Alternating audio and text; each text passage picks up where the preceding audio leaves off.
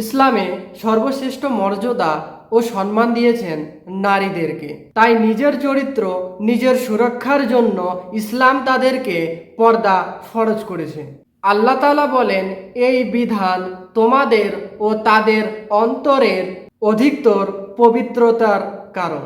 ইসলাম তো পর্দার বিধান দিয়েছেন, বাট কীরকম পর্দা করতে হবে তা সকল মা বোনদের জানা খুবই জরুরি।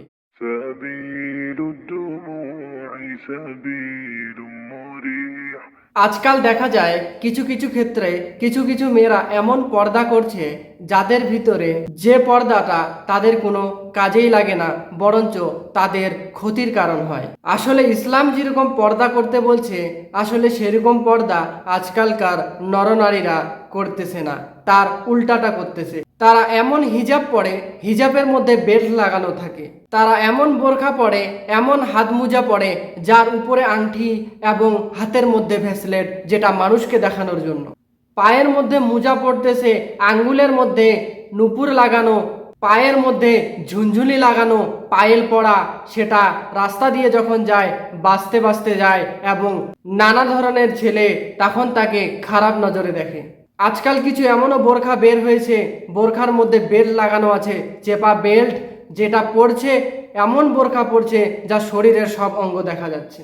তো প্রত্যেক মা বোনদের বলি যে আপনারা এই সমস্ত বোরখা পরবেন না, আর যদিও বোরখা পরবেন তো স্টাইলিশ বোরখা পরবেন না, যেটা ইসলামে শরীয়ত মোতাবেক দেওয়া আছে আপনারা সেরকমই বোরখা পরুন, কারণ বোরখা আপনাদের জন্য ফরজ।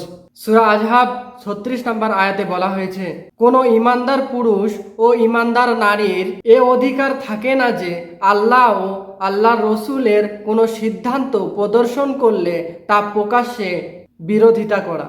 সে যদি আল্লাহ ও আল্লাহর রসুলের সিদ্ধান্তের বিরোধিতা করে তাহলে সে পথভ্রষ্টতা। এই আয়াতে বলা হয়েছে, মানে আল্লাহ তাআলা কোরআনের মধ্যে যা নাজিল করেছেন, আমাদের নবী হযরত মুহাম্মদ সাল্লাল্লাহু আলাইহি সাল্লামের দ্বারা যা পাঠিয়েছেন, যা সুন্নত তরিকা আছে সেই মোতাবেক চলতেই হবে।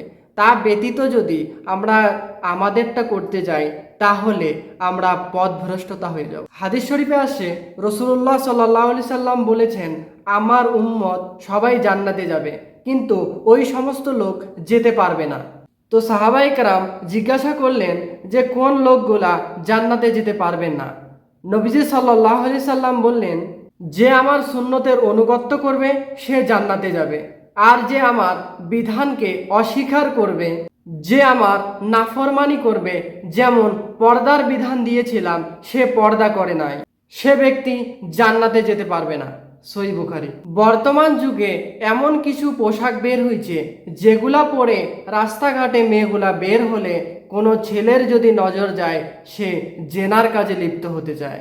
নবীজি সাল্লাল্লাহু আলাইহি সাল্লাম আরো বলেন, শেষ জামানার মধ্যে আমার উম্মতের মধ্যে এমন কিছু নারী আসবে যারা কাপড় পরেও উলঙ্গ থাকবে, তাদের মাথা থাকবে উটের চাউনির মতো। এই হাদিসটিতে একটা কথাই বোঝা যায় যে আজকাল এমন এমন পোশাক বের হয়েছে, এমন এমন জামা বের হয়েছে যেগুলা পরে রাস্তাঘাটে মেয়েগুলা বের হলে তাদের শরীরের সব অঙ্গ প্রত্যঙ্গ দেখা যায়। আর কিছু কিছু মেয়ে এমনও আছে যে তাদের শরীরে কি কি আছে না আছে সেটা দেখানোর জন্য সেইরকম ড্রেস পরে রাস্তাঘাটায় চলাফেরা করে, যাতে করে তাকে দেখে তার দিকে আকৃষ্টিত হয় সবাই।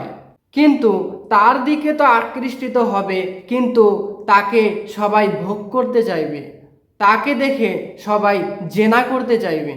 তাই বোনেদের উদ্দেশ্যে একটা কথাই বলি যে আপনারা এই সব ড্রেস পরা ছেড়ে দেন, কারণ আপনাকে সবাই উপভোগ করতে চাইবে, আপনাকে দেখে সবাই জেনা করতে চাইবে, তার সব গুনাহ আপনার খাতায় যাবে, কাল কিয়ামতের মাঠে সেই গুনার কারণে আপনি জাহান্নামে যাবেন।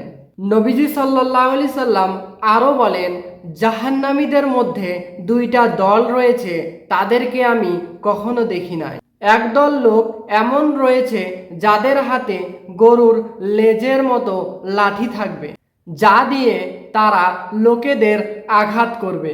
আর একদল এমন নারী হবে যারা কাপড় পরেও উলঙ্গ থাকবে। সহিহ মুসলিম। তার মানে এটাই হচ্ছে যে আমাদের ঘরের মা বোনেরা ছোট ছোট ড্রেস পরতে পারবে না।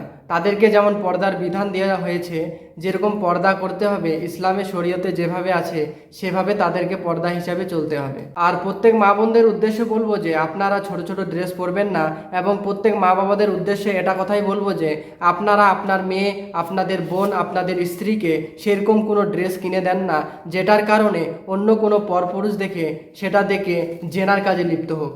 কোনো মেয়েকে যদি সেরকম ড্রেস পরা অবস্থায় কোনো ছেলে জেনার কাজে লিপ্ত হয়ে যায় তাহলে তার পুরা গুনাহটা তার কাছেই আসবে, সে এমনকি জাহান্নামীও হবে। তো এই সব ব্যাপারে আপনারা একটু খেয়াল করবেন।